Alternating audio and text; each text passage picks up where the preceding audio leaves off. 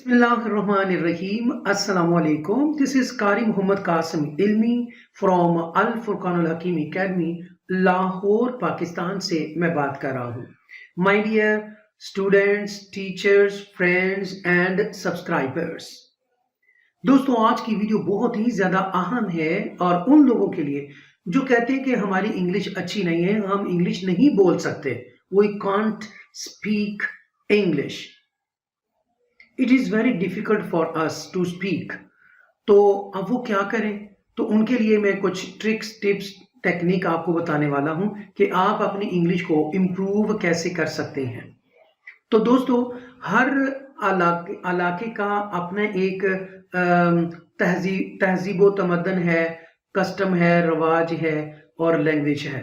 ठीक है, हम उस तरह लैंग्वेज बोलते हैं जो हमारा कस्टम होता है या हमारा रस्म व रवाज होते हैं, उसके मुताबिक हम इंग्लिश बोलते हैं. जैसे हमारे नेबर्स में हमारे सिख भाई हैं, हमारे हिंदू भाई हैं, जो हिंदू भाई जो हिंदी बोलते हैं.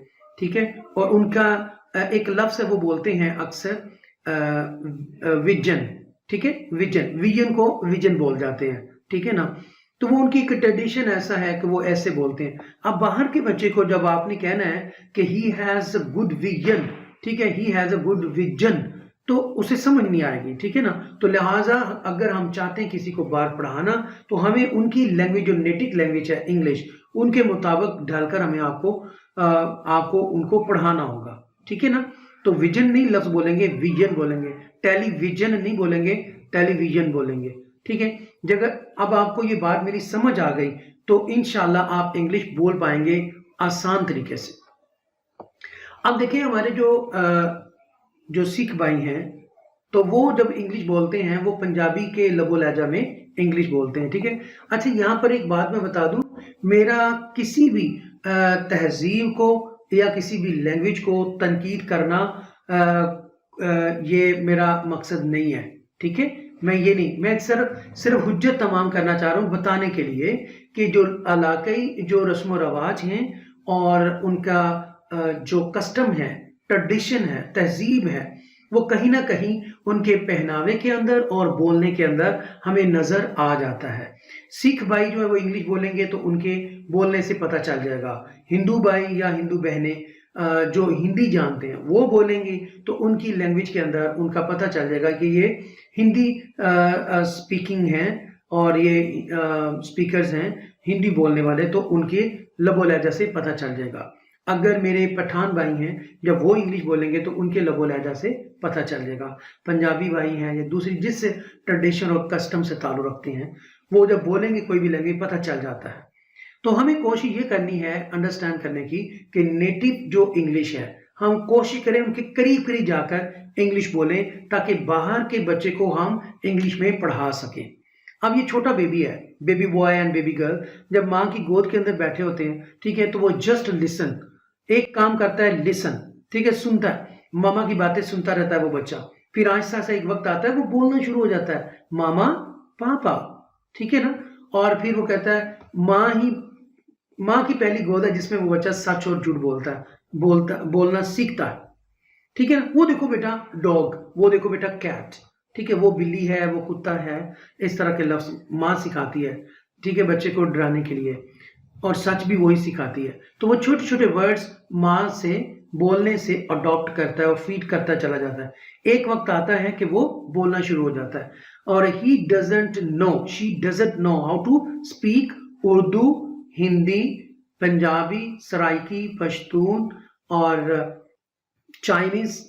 ठीक है, जापानीज एंड ऑस्ट्रेलियन, जो भी है लैंग्वेज, ठीक है, वो बोलना शुरू कर देता है. उसके लिए कोई मुश्किल काम नहीं. वो ये भी नहीं जानता इसकी ग्रामर क्या है, लेकिन बोलता है. उसने काम क्या किया है, ये जरा समझने वाली बात है. उसने सुना है, सिर्फ सुना है.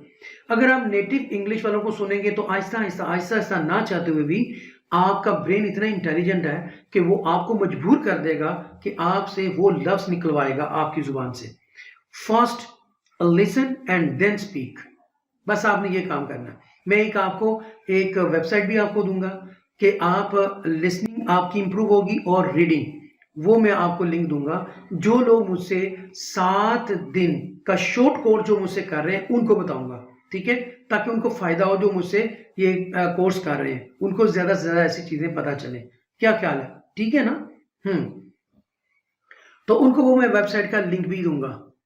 तो दोस्तों अब देखिए, मैं 4 फिक्रे आपके सामने, सेंटेंसेस आपके सामने बोलने जा रहा हूँ, ठीक है। अगर एक मेरा जो सिख भाई है वो इंग्लिश बोलता है तो वो कैसे बोलेगा, सुनिएगा। Look on the wall, few birds are sitting on the wall. ठीक है, अब वॉल क्या चीज है ये नहीं वो जानता, बाहर का बच्चा। तो वॉल को अगर वॉल कह दें तो समझ आ जाएगी। अगर यही सेंटेंस में कोशिश करूं करीब करीब सही प्रोनाउंसिएशन के साथ इंग्लिश बोलने की, ठीक है, मैं करीब करीब बोल पाऊंगा, मेरी भी इतने अच्छे एक्सेंट नहीं है, ठीक है ना, लेकिन मैं कोशिश करता हूं कि करीब करीब मैं बात कर सकूं। Look on the wall, look on the wall, few birds are sitting on the wall. ठीक है, अब आपको समझ भी आ रही है और अच्छा भी लग रहा है सुनने में। चलें, अगर एक और फिक्रा मैं आपके सामने लेके आता हूं। Please throw a ball towards me. ठीक है, अगर यही फिक्रा मैं बोलूं, please throw a ball towards me. अब ये देखें इंग्लिश के एक्सेंट कैसे हैं, ठीक है ना, उसे नहीं समझ आएगी। बाल के बाल क्या है, वो पंजाबी का लफ्ज नहीं है, फाड़ अपने बाल ते मैं चलिया मैं के ऐसा है ना। तो अब बाल पंजाबी का लफ्ज भी है, बच्चों को कहते हैं, किड्स को, ठीक है, बाल फाड़ अपने बाल ते मैं चलिया तो अब इसको बॉल जब कहेंगे तो उसे समझ आएगी, ओहो अच्छा अच्छा अच्छा, ये एक बॉल की बात हो रही है, ठीक है, ये बाल की गाल नहीं हो रही। हाँ जी, चले अच्छी बात है, आप समझ गए हैं। तो please throw a ball towards me, अब समझ आएगी बाहर के बच्चे को। चलिए आगे एक और, let's go to the park for walking. अगर ऐसे बोलेंगे तो उसे नहीं समझ आएगी। अगर यही लफ्ज आप बोलें, let's go to the park for walking, for walking, walking, walking, okay, ये भी हो गया। आगे को लफ्ज, you are talking to me on the phone at this time. अगर ऐसे इंग्लिश बोलेंगे तो उसे क्या समझ आनी है यार, टॉकिंग क्या चीज है। अब पंजाबी में टाक जो है ना, टाकी, टाकी, वो द पीस ऑफ क्लॉथ उससे भी कहते हैं, ठीक है ना, कपड़े के पीस को टाकी, टाकी लगा दे। अगर आपने बैगर्स को देखा हो, मुख्तलिफ टाकियां फाड़ फाड़ के सिलाई स्टिचिंग की होती है ना, कलरफुल, वो मलंग का झोला, ओ ठीक है ना।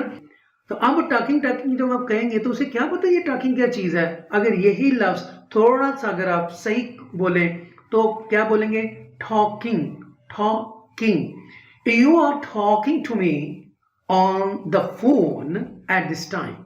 तो ये उसको बच्चे को समझ आ जाएगी और आप इजीली आप इंग्लिश में पढ़ा पाएंगे। तो मैं उम्मीद करता हूं कि मेरी ये वीडियो आपको पसंद आएगी, और अगर आई है तो प्लीज लाजमी शेयर भी कीजिएगा, सब्सक्राइब भी कीजिएगा, सब्सक्राइब, ठीक है, लाइक भी, शेयर भी। तो मेरी अल्लाह पाक से दुआ है कि ए मेरे पाक परवरदिगार आलम, जो मेरी वीडियो देख रहे हैं, ए अल्लाह इनके इल्म में, माल में, दौलत में, इज्जत में, ईमान में और जिंदगी में बरकत अता फरमा, आमीन। जाते जाते पाकिस्तान जिंदाबाद। अल्लाह हाफिज।